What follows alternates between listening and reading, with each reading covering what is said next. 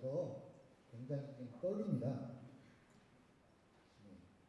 떨려서 좀 당황할까봐 옆에 분들 보면서 잠깐 인사하고 시작할게요. 만약에 잘생긴 게 죄라면 당신은 사형감입니다. 라고 서로 인사하겠습니다.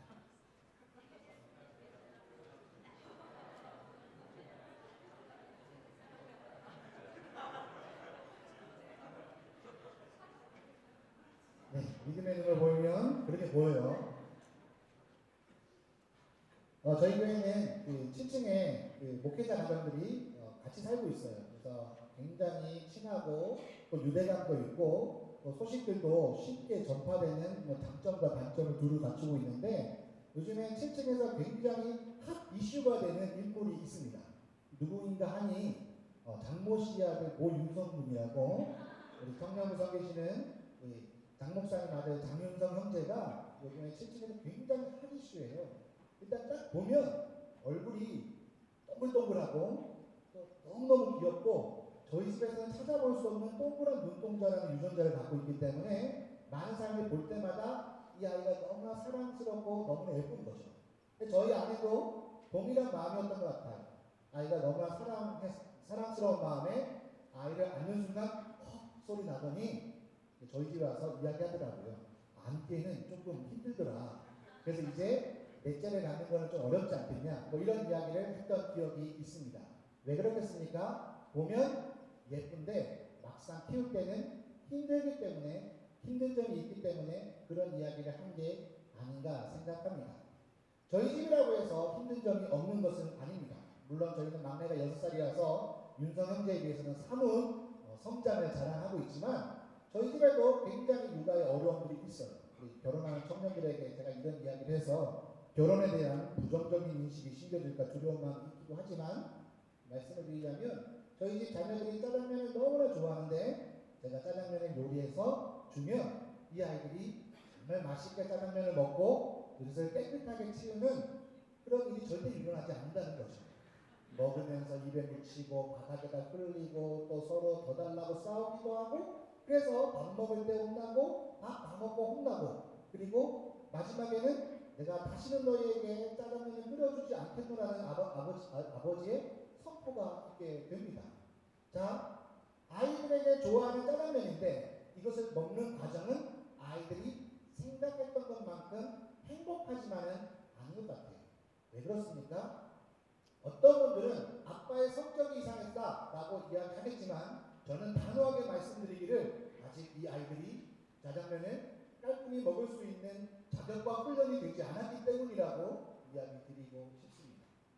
오늘 본문에서 구원을 이루라 라는 말은 바로 하나님께서 우리에게 허락하신 은혜와 그것을 온전히 누리기 위해서 필요한 것이 무엇인지를 말씀해 준다라고 할 수 있습니다.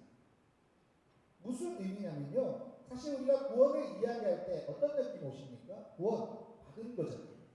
하나님이 선물로 주신 거잖아요. 너무나 감사한 거잖아요. 물론 지금 우리가 다 죽어서 천국 가는 것은 아니기에 이 구원이라는 선물이 실제적으로 얼마나 큰 감격과 감동의 선물인지는 그냥 믿음으로 짐작할 뿐이지 직접 체험하지는 못했다 할 수 있습니다. 하지만 이 받은 구원, 이 구원을 성경에서 오늘 본문에서는 이루라 라고 이야기하고 있어요. 너희 구원을 이루라. 영어 성경에는 특별히 continue라는 단어가 쓰여져 있습니다. 이상하다. 구원은 받은 것인데 왜 또 구원을 이루라고 하지? 그냥 받았으면 끝난 거지. 왜 또 이루어야 되지?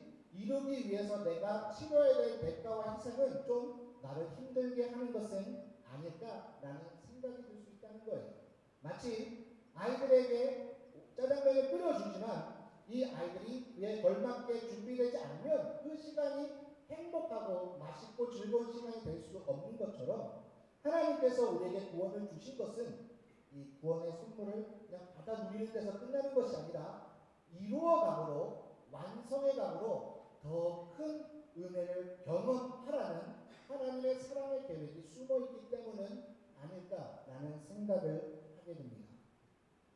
제가 예전 교회에서 저를 정말 사랑해 주시는 권사님이 계셨습니다. 목사님 항상 맛있는 거 대접하신다고 경제적으로는 크게 여유가 없으셨기 때문에 해물 칼국수 맛있는 집을 대접하시면서 가끔씩 집에서 남편이 전화 오거든요. 여보, 집에 밥이 없어. 알아서 해먹어. 전화 끊으시면서 목사님 맛있는 거 드세요. 이렇게 하셨던 권사님이셨어요. 굉장히 사랑을 받으면서도 권사님 남편분은 저를 정말 미워하시겠다 이런 생각이 들었었는데, 그 권사님과 정말 좋은 시간을 보내고 행복한 시간을 보내고 이제 시간이 흘러서 제가 이제 교회를 옮겨서 여기까지 오게 되었습니다. 그런데요, 한 2달 전쯤인가요? 전화가 온 거예요. 사위한테 이은득 씨는 갑자기 쓰러지셔서 의식 불명이라는 이야기를 들었습니다. 한 달 후에 병원에 갔습니다. 항상 저를 볼 때마다 목사님 하면서 걸쭉하고 하도 기도를 많이 하셔서 목이 항상 쉬어 계셨는데, 그 목소리로 저를 만져주시고 사랑해 주셨던 그 권사님이 이제 병실에 누워 있는데 거동도 못하시고 알아보지도 못하시고 눈을 뜨지도 못하시는 그런 상황 가운데 있는 것을 보면서 정말 많이 아내랑 같이 울었던 기억이 납니다. 의학적으로는 살아있습니다. 그러나 그러한 삶을 모두가 바라는 것은 아닐 거예요. 하나님께서 우리에게 구원을 주셨습니다. 이 말은 우리가 영적으로 살았다라는 것을 말합니다. 그러나 살아만 있는 상태를 하나님은 원하시지도 않고 우리 또한 그것을 원하지도 않습니다. 무엇을 말합니까? 친구를 만나고 운동도 하고 맛있는 음식을 먹고 좋은 영화를 보는 이 활동이 필요한 것처럼 우리 영적인 활동들이 필요한데, 그것을 위해서 우리가 해야 할 것, 그것이 바로 구원을 이루는 행위 속에 있다 할 수 있습니다. 그렇기 때문에 너희 구원을 이루라 라는 이 사도 바울의 권면은요, 그냥 성경에 기록된 하나의 메시지로 볼 수 없다는 거죠. 그냥 몇몇 경건한 사람들만 하는 것이고, 그냥 우리는 받은 구원에 감사하면서 그냥 그까짓 것 대충 살아갑시다 라고 할 수 있는 사항이 아니라는 사실이에요. 구원을 이룬다는 것은 우리를 구원하신 하나님의 계획을 완성하는 것뿐 아니라 하나님께서 우리에게 주신 구원이 무엇인지를 온전히 누리고 경험하는 것이 바로 구원을 이룬다라는 말 속에 숨어있다 할 수 있습니다. 그렇다면 구원을 이루기 위해서 어떻게 해야 할까요? 오늘 본문에서 구원을 이루기 위해서 우리가 해야 할 것을 말씀해 주고 있습니다. 첫 번째는 없을 때 더욱 잘함으로 라고 말하고 있습니다. 우리 12절 말씀을 다시 한번 읽어보겠습니다. 12절 말씀입니다. 시작. 그러므로 나의 사랑하는 자들아, 너희가 나 있을 때뿐 아니라 더욱 지금 나 없을 때에도 항상 복종하여 두렵고 떨림으로 너희 구원을 이루라. 아멘. 나 없을 때, 있을 때 잘하는 거 알겠어. 하지만 내가 없을 때에도 잘해라 라고 말씀합니다. 오늘 빌립보서를 좀 역사적인 배경에서 훑어보자면, 생각해보자면 사도 바울이 빌립보 교회에 쓴 편지예요. 그런데 이 빌립보 교회는 사도행전 16장에 기록된 내용을 보았을 때 굉장히 신앙의 연수가 몇 대 흐르는 신앙적으로 강하고 튼튼한 교회가 아니었습니다. 사도 바울이 개척했던 교회도요, 이 교회 개척 초기 멤버들은 자색 옷감을 파는 루디아라는 여자 장사꾼도 있었지만, 사도 바울이 감옥에 갇혔던 감옥의 간수도 있었어요. 굉장히 다양한 연령층이 있는 교회였고, 이 교회는 그렇게 큰 교회도 아니었습니다. 그러니 이 빌립보 교회에 쓴 편지는 빌립보 교회에 있는 목사님들, 장로님들, 어렸을 때부터 신앙생활했던 모태신앙, 교사로 봉사하는 헌신된 사람들만 대상으로 하는 게 아니라는 거죠. 어쩌면 교회에 처음 와서 아직 무엇이 진리인지 잘 모르는 사람들, 어릴 적부터 교회에서 계속 자랐지만 하나님이 누구세요? 당신에게 예수님은 어떤 의미가 있나요? 라고 물었을 때 선뜻 대답하기 쉽지 않은 사람들도 오늘 본문에 포함된다라고 할 수 있습니다. 사도 바울은 이제 교회를 개척하며 다니는 사람이었어요. 그러니까 저희 담임 목사님처럼 한 군데 교회에서 계속 만날 수 있는, 그러니까 올해는 좀 대충 신앙생활 했다가 내년에 열심히 목사님한테 훈련 받으면 되지 이렇게 생각할 수 있는 것이 아니라는 거죠. 계실 때 훈련 받아야지 떠나고 나면 뭔가를 배우고 싶어도 배울 수 없는 그런 사람이 바로 사도 바울이었습니다. 사도 바울이 있을 때는 바울을 통해서 굉장히 좋은 메시지를 많이 들었겠죠. 근데 지금 문제는 사도 바울이 없다는 거예요. 근데 찾아가기도 쉽지 않게 이 빌립보서는 감옥에서 쓴 편지, 옥중 서신이라는 별명이 있으니까 지금 사도 바울은 감옥에 있다는 거죠. 만나기도 쉽지 않고 오라고 초청 비행기도 보낼 수 없는 상황입니다. 그런데 바울이 빌립보 교인들에게 말합니다. 너희가 있을 때 나와 좋은 관계를 맺고 교제했던 건 나 안다. 하지만 내가 없다고 해서 섣불리 행하지 말고 없을 때 잘해야겠다. 라고 말씀합니다. 사람은요, 굉장히 주변의 시선을 의식합니다. 그렇지 않습니까? 주변의 시선을 많이 의식합니다. 옆에서 누군가 보고 있으면 그냥 기도를 열심히 하는 척 해야 될 것 같고, 옆에서 누가 보고 있으면 그냥 성경을 읽는 척 해야 될 것 같고, 지금 저도 여러분을 뚫어지게 쳐다보니까 왠지 목사님 말씀 듣는 척을 해야 될 것 같고, 이런 주변의 사람들을 많이 의식합니다. 제가 이제 신대원을 준비할 때, 신대원 준비하려면 제일 중요한 건 성경이거든요. 성경을 정말 많이 보고, 줄도 치고, 칠때 꽂히고, 옆에 적고, 막, 때로는 그거 베고, 자면서 침도 흘리고, 그래서 이 성경책이 정말 꼬깃꼬깃 너덜너덜해진 성경이 있었어요. 그때 제가 교회학교 고등부 교사를 하고 있는데 어느 날 갑자기 이런 마음이 드는 거죠. 내가 성경을 얼마나 많이 읽는지 애들한테 자랑을 한번 해. 근데 이제 공과 시간에 야 선생님 올해 성경 얼마나 많이 읽은 줄 알아? 이렇게 말하면 별로 권위가 없잖아요. 이거 좀 뭔가 없어 보이잖아요. 그래서 제가 늘 공부하고 배우고자 하던 그 성경을 일부러 가지고 우리 주일학교 간 거죠. 그리고 아이들한테 보여줘야 되니까 공부할 때 성경을 쫙 폈는데 펴는 순간 아이들이 굉장히 놀래더라고요. 근데 많이 읽은 것 같아서 놀라는 게 아니라 하루 침을 많이 흘렸더니 묘한 냄새가 나서 다들 피하느라고 헉 하고 놀랐던 기억이 있습니다. 그래서 굉장히 많이 회개하게 됐습니다. 사람의 눈에 보이려고 행동을 하면 결국에는 좀 좋지 않은 일이 생기는구나 라는 생각을 했던 기억이 있습니다. 오늘 본문에 나 없을 때에도 더 잘해야 된다 라고 말합니다. 집에서 자녀를 키우면서 금요일날 금요기도회 끝나고 가면 집에 도착하기 전에 막 후다닥 거리는 소리가 들려요. 무슨 소리냐면 가기 전에 항상 얘기하거든요. 양치하고 손 닦고 가방 정리하고 자.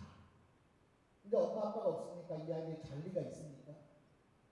실컷 놀다가 아빠 엄마가 돌아올 것 같으니까 자면 척하느라고 후다닥 숨는 소리가 그것입니다.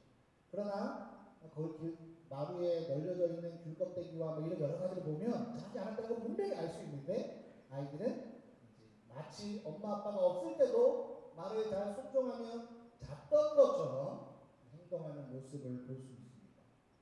우리의 신앙도 때로는 그렇지 않습니까? 월요일부터 토요일까지는 아니 교회를 벗어나면 그냥 막 살다가 교회에 오면 일단 입부터 좀 단속하고 옷차림도 단속하고 좀 하나님을 조금이라도 생각했던 것처럼 또 사람들이 보기에 그리스도인으로서 그렇게 이상한 행동이 아니게끔 행동하는 모습들이 은연중에 있지 않습니까? 이것은 구원을 이루는 것이 아닌 것이죠. 사도 바울이 말하는 너희 구원을 이루라 라는 것은 있을 때나 없을 때나 사실 이 말은 하나님께서는 언제나 늘 우리와 함께 하신다는 것을 전제로 합니다. 하나님의 별명이 임마누엘이시잖아요. 예수님께서 이 땅에 오시면서 임마누엘이라고 하셨습니다. 하나님이 우리와 함께 하시다. 예수님이 승천하시면서 뭐라고 하셨죠? 세상 끝날까지 너희와 함께 하시다. 그러니 우리와 함께 하시는 하나님은 정말 진리입니다. 어떻게 벗어나려고 해도 벗어날 수 없어요. 그런 면에서 제가 여러분들에게 굉장히 심심한 위로를 드립니다. 어떻게 하다 이 조직세계에 발을 들이셔서 이제 빠져나가려고 해도 빠져나갈 수가 없어요. 그러니까 우리의 삶은 주님과 함께하는 삶이 되었으니 주님께서 나와 함께 하신다는 것을 의식하며 사는 것이 중요합니다. 그래서 사도 바울은 이야기합니다. 있을 때나 없을 때. 빌립보서 1장 27절에는 너희를 가보나 떠나 있으나 에베소서 6장 5절 6절에는 눈 가림만 하여 사람을 기쁘게 하는 자처럼 하지 말고 라고 우리의 마음속에 하나님 나와 함께 하시지. 하나님 나와 함께 하시지. 내가 힘들고 어려울 때 눈물 흘리며 간절히 기도할 때만 함께 하시는 하나님이 아니라 때로는 내가 평안할 때에 내가 교만할 때에 내가 쉽게 죄를 선택할 그때에도 하나님이 나와 함께 하시지라는 것을 기억만 할 수 있다면 우리는 교회에 있을 때뿐만 아니라 교회에 없을 때 옆에 누가 있을 때뿐만 아니라 옆에 누가 없을 때에도 하나님께서 기뻐하시는 행동을 선택할 수 있습니다. 이것이 바로 구원을 이루는 첫 번째입니다. 두 번째는요. 항상 복종함으로 라고 말합니다. 12절 하반절에는 항상 복종하여 라고 말씀하고 있습니다. 자, 이 말이요. 저도 그렇지만 오늘날 많은 교인들을 힘들게 하는 말. 이 순종이라는 말은 너무나 좋은 말인데 우리에게 순종이라는 말이 주는 느낌은 굉장히 부당한 권력자예요. 말도 안 되는 방법으로 우리를 억압할 때에도 아무 말 하지 말고 버텨라라는 느낌으로 좀 다가옵니다. 물론 오늘날 세대가 많은 사람들이 정치에 실망하고 재벌들에게 실망하고 또 교수들에게 실망하고 목사들에게도 실망하는 때이기 때문에 이 순종을 강조한다는 것이 저도 참 부담스러운 건 사실입니다만 성경의 메시지는 항상 하나님께 복종하라. 하나님께 복종하라. 하나님은 어떤 분이십니까? 하나님은 전능하신 분이세요. 제가 아빠로서 굉장히 무력감을 느낄 때가 있습니다. 이란이라고 저희 첫째 아들이 있는데 첫째 아들이 태어났을 때 저희 집 경제적으로 굉장히 어려웠었어요. 아내가 출산을 하면서 직장을 그만둔 상황이었고 제가 신학을 준비하고 있었는데 시험을 쳤는데 떨어졌어요. 그러니까 1년을 더 준비해야 하는 상황이 된 거죠. 또 아니나 다를까 저희 집에 여러 가지 경제적인 어려움이 닥쳐서 부모님이 저희에게 어떻게 좀 도와줄 수 없는 상황이 되었습니다. 그런 상황에서 이제 살아간다는 것이 쉽지 않은 거죠. 아이가 아픕니다. 안 아픕니다. 제가 아프면 그냥 이빨 꽉 깨물고 참겠는데 아이가 아픈 게 힘든 것이죠. 한 번은 집에 쌀이 떨어진 거예요. 남아있는 내 재정이 딱 금요일까지 할 1,000번 헌금만 남아있어요. 그래서 그때 정말 고민이 됩니다. 아내가 아이를 젖 먹이는데 먹지 않으면 젖이 나오지 않을 텐데 어떻게 해야 돼요? 나 혼자 굶는 것은 할 수 있는데 내가 가장으로서 이렇게 경제적인 활동을 하지 못하고 처자식을 굶기는 게 맞는 것인가? 그래서 내가 신학을 포기하고 직장을 얻어야 되나? 내가 어릴 때부터 계획하고 달려왔던 이 목회의 길을 이 문제로 포기한다는 것을 하나님 기뻐하실까? 여러 가지 신앙적인 문제로 고민했던 때가 있었습니다. 그때 너무나 큰 무력감을 느꼈어요. 대학을 나오면 뭐하고 신체 건강하면 뭐하나? 라는 것 때문에 정말 많이 하나님 앞에서 울었던 기억이 있습니다. 그런데 하나님은 전능하시다. 인간은 부족한 능력이 있어서 해줄 수 없는 게 있지만 하나님은 능력이 부족하여서 우리에게 행하지 못하시는 일이 없다라고 성경이 말합니다. 근데 그 하나님은요 좋으신 분. 우리가 찬양을 부를 때 좋으신 하나님, 인자와 자비 영원히라고 찬양하지 않습니까? 하나님의 능력이 겁나게 많으신데 우리를 사랑하지 않으셔. 성격이 좀 이상하죠. 그러면 우리에게 무슨 의미가 있겠습니까마는 하나님은 좋으신 분이라고 말씀합니다. 그렇기에 사도 바울은 아주 당당하게 이야기할 수 있는 거예요. 전능하신 하나님, 좋으신 하나님께 항상 복종하라. 항상 순종하라 라고 말씀합니다. 이것은 예수님께서 친히 보여주신 분이셨습니다. 예수님께서 빌립보서 2장 5절부터 11절까지의 말씀에서 예수님께서 이 땅에 오셔서 어떻게 행동하셨는지를 말씀해주고 있는데 그 중에 사람의 모양으로 나타나셨음에 자기를 낮추시고 죽기까지 복종하셨으니 곧 십자가에 죽으신다 제가 20대에 그 영화가 하나 개봉이 됐었어요. 그리스도 최후의 유혹이라는 영화입니다. 혹시 보신 분 계십니까? 역시 세대가 다르군요. 근데 제가 이 영화 개봉되었을 때 교회에서 장난 아니게 난리였어요. 절대로 보면 안 되는 사랑의 영화라고 막 그랬었거든요. 그 영화가 어떤 내용이냐면 예수님께서 십자가에 달리셨을 때 환상 중에 이런 유혹이 생기는 거예요. 어떤 거냐면 막달라 마리아랑 결혼해서 아름다운 가정을 이루고 오손도손 사는 거에 대한 이런 환상을 상상 같은 것을 하게 됩니다. 물론 그 영화가 말해주고자 하는 메시지를 좋게 아주 좋게 해석하자면 예수님도 유혹이 있었으나 십자가에서 죽으라는 하나님의 명령을 철저히 순종하셨다라는 아주 좋은 포장하자면 그렇게 메시지가 될 수 있겠지만 그런 불순한 이야기를 다루고 있다라고 해서 그 영화를 보지 말라고 교회 총료 목사님이 엄청나게 이야기하셨어요. 그러니까 그때는 저는 항상 순종하고 복종하는 사람이 아니었기 때문에 영화를 꼭 봐야겠다라는 생각을 했던 기억이 있습니다. 예수님께서 어떤 마음으로 십자가를 지셨을까? 잘은 모르겠습니다만 생각해볼 수 있는 여러 가지 단서들이 있습니다.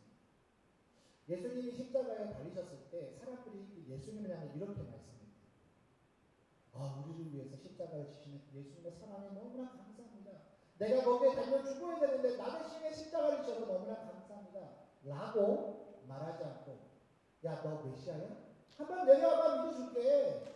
지금까지 메시아라며 내려와봐. 이것도 못하면서 무슨 하나님의 아들이야? 라고 조롱했습니다. 심각했습니다. 예수님이 십자가에 매달리시자 평소에 예수님을 어떻게 해보려고 했던 수많은 사람들이 박수와 갈채와 환호성을 보내기 시작합니다.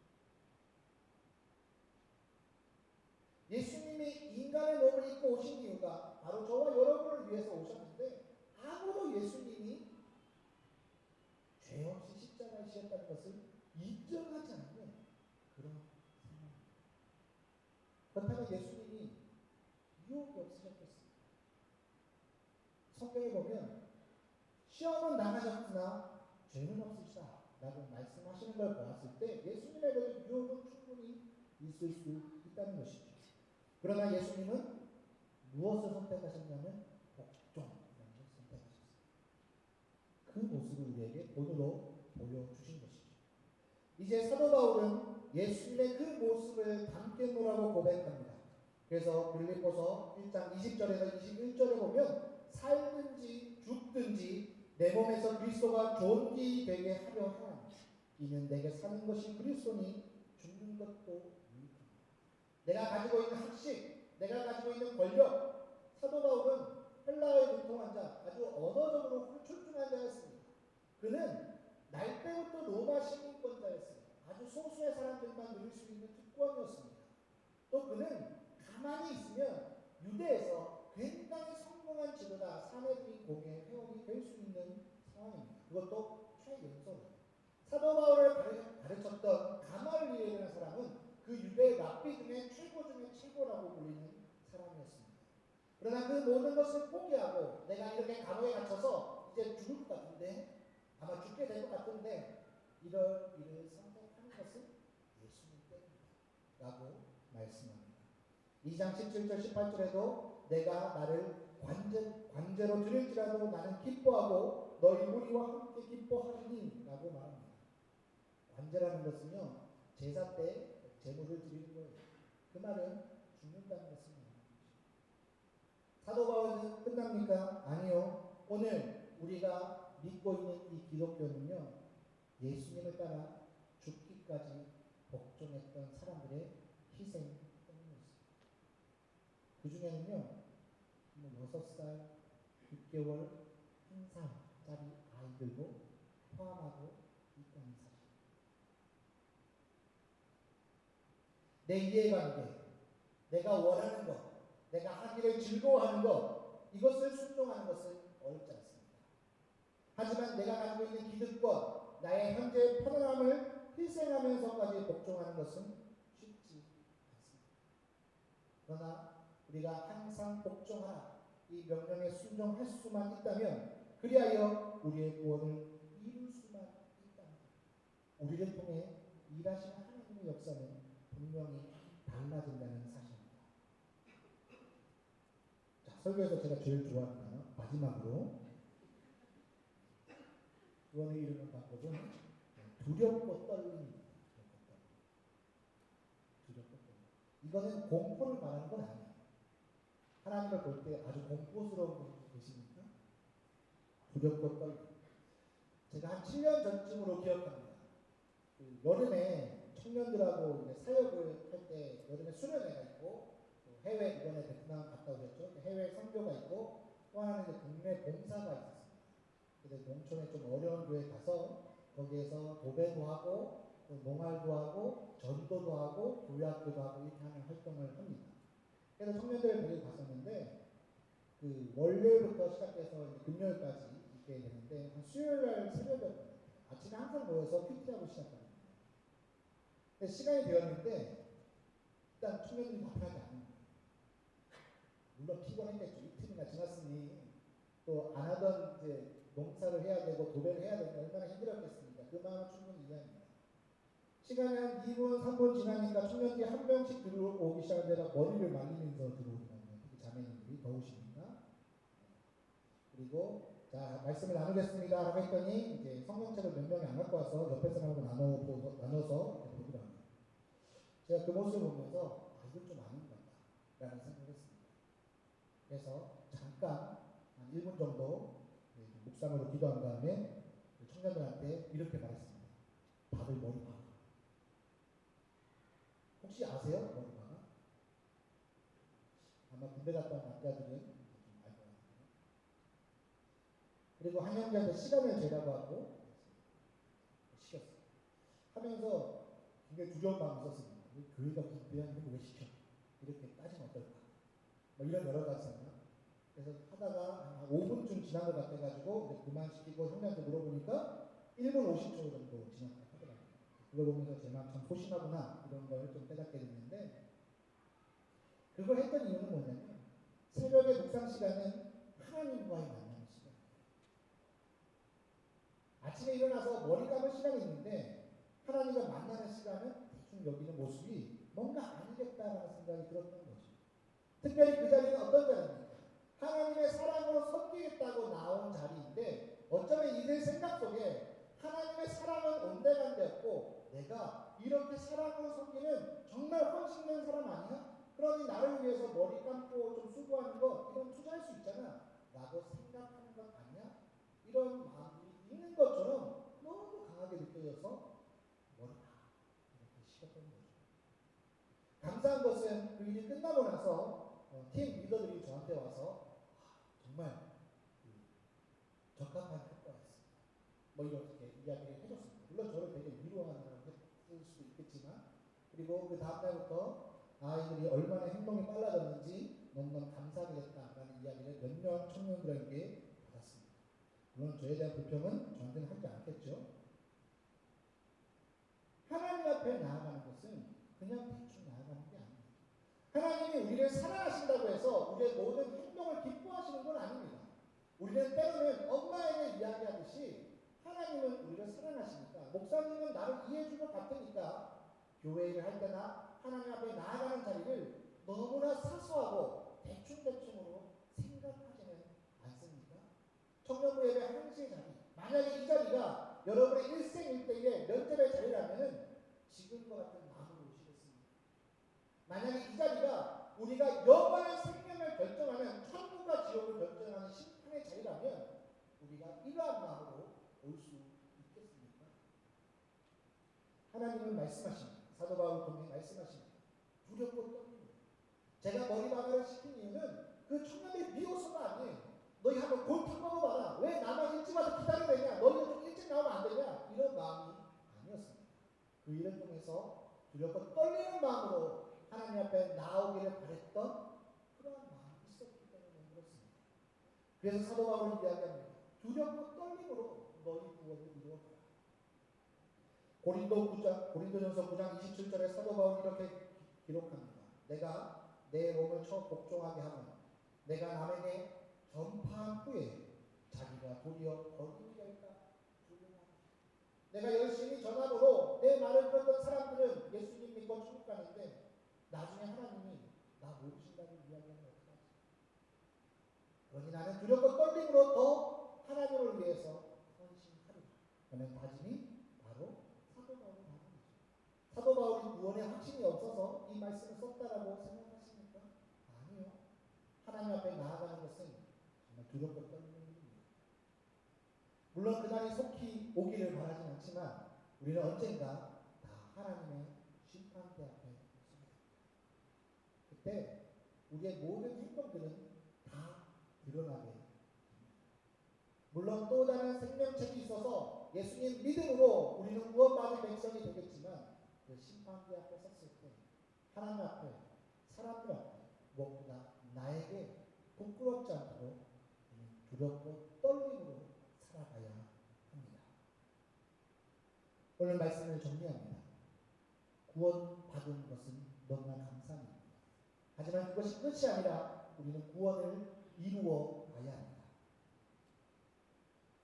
있을 때뿐만 아니라 없을 때 항상 복종하고 두렵고 떨림으로 구원을 이루어가는 하나님이 너무 사랑하시는 한영교회 청년 여러분 되시기를 주님의 이름으로 축원합니다. 기도하시겠습니다. 사랑과 은혜가 풍성하신 하나님, 하나님이 우리를 사랑하셔서 하나님께서 우리를 사랑하셔서 구원받은 주의 백성으로 불러주시고 주의 몸된 한영교회에서 함께 신앙생활할 수 있도록 인도하셔서 감사를 드립니다. 하나님, 청년의 때에 우리의 열정을 세상 가운데 쏟지 아니하고 주님 바라보고 주님 안에서 헌신하고자 결단하게 하시고 또 주님 전으로 불러주셔서 감사를 드립니다. 하나님, 이제 받은 이 구원의 은혜를 받은 것으로 끝내지 않게 하시고 오늘 사도 바울을 통해 들려주신 하나님의 말씀을 기억하며 구원을 이루어가는 주의 백성 될 수 있도록 인도하여 주시옵소서. 하나님, 이 구원의 완성을 통하여 하나님께서 우리에게 허락하신 구원의 선물이 얼마나 놀라운 것인지를 미리 경험하게 하시고 그 구원을 누릴 수 있는 온전한 주의 백성 될 수 있도록 인도하여 주옵소서. 우리와 함께 하시는 하나님께 감사를 드리며 이 모든 말씀 우리를 사랑하시는 예수님의 이름으로 기도드립니다. 아멘. 다 같이 일어나셔서 헌금 드리시면서 함께 찬양하도록 하겠습니다.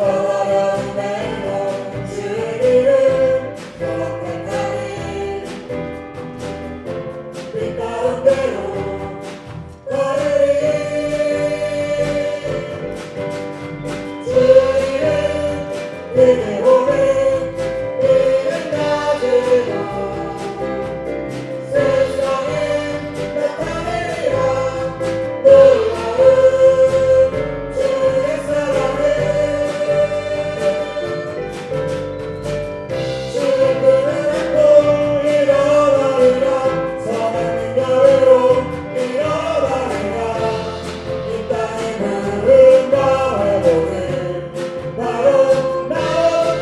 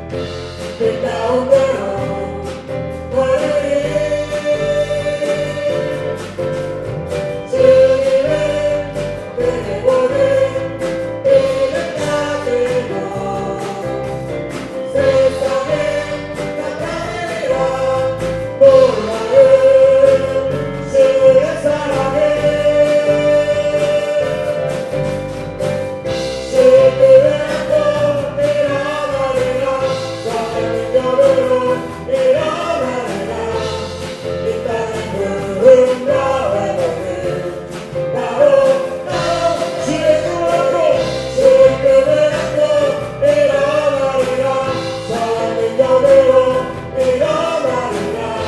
이 땅이 무릎 꿇어보니 바로 나로부터 시작되리.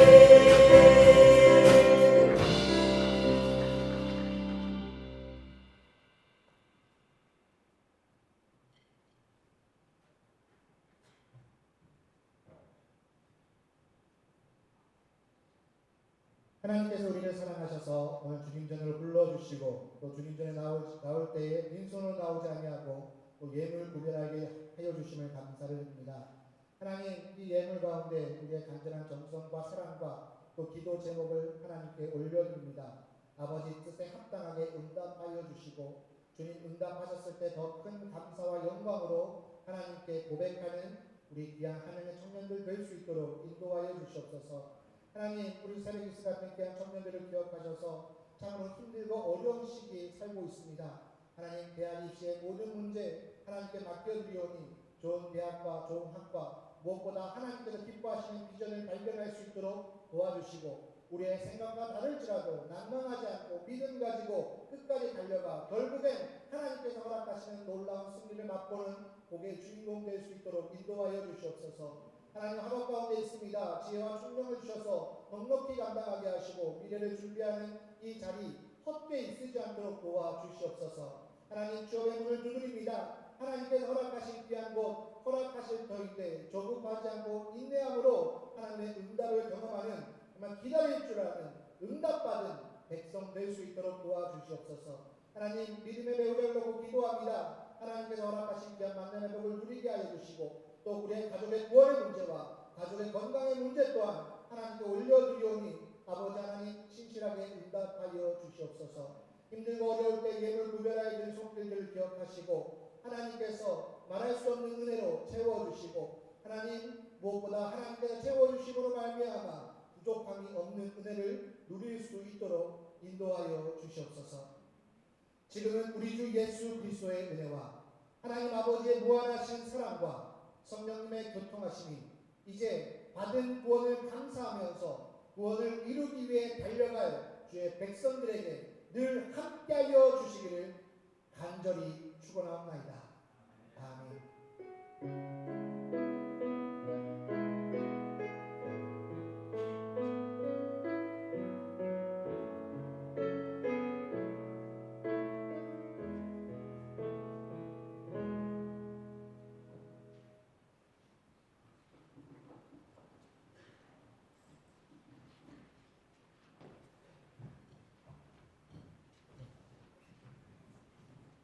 네, 2월 첫째 주 광고 시작하겠습니다. 네, 준비된 영상 보여주세요.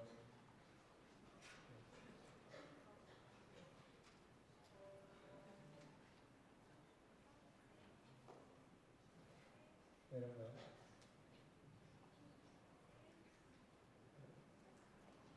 우선 영상은 나중에 보고 그러면 우선 준비된 광고 알려드리겠습니다. 네, 저희 수련회가 이제 2주 정도밖에 안 남았어요. 13일 날 이제 10시 정도에 예배를 드리고 이제 출발을 할 건데 다들 가실 거죠? 네, 가실 거라고 알고 계세요. 아직 신청을 안 하신 분들이 많이 있어요. 아직 마음의 고민을 가지고 있을 텐데 작년에 그 받았던 은혜를 다시금 느낄 수 있도록 갈 수 있도록 임원이나 리더에게 얘기해 주시면 감사하겠습니다. 넘겨주세요. 네, 저희 2월 17일 토요일 지하 1층 세미나실에서 저희 영적으로 이제 주님을 갈망하고 이제 예배 시간 때 받았던 그 찬송을 다시 한번 하고 싶은 청년들은 토요일 날 나와서 찬양 집회에 참여하셨으면 좋겠습니다. 네, 참여해주세요. 넘겨주세요. 그리고 저희 공원 특송은 계속 받고 있으니까 원하시는 분들은 신청해 주시면 좋을 것 같아요. 그리고 오늘 예배는 후에 집회랑 셀러는 있으니까 가지지 마시고 집중해서 했으면 좋겠습니다. 그리고 각 리더들은 올라가시기 전에 예배 앞에서 잠시 보여주시면 감사할 것 같아요. 준비된 영상은 아직인가요? 영상 틀어주세요.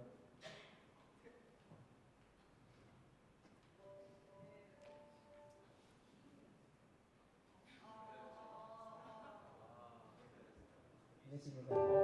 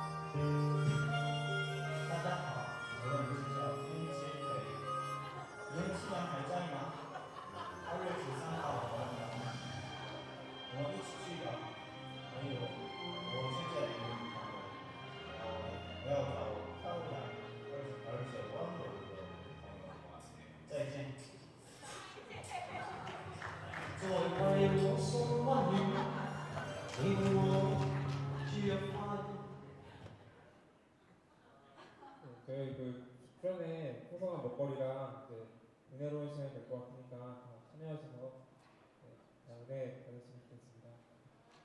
마지막으로 멘트하고 기도드릴게요. 장식은 하나님의 은혜입니다. 감사합니다.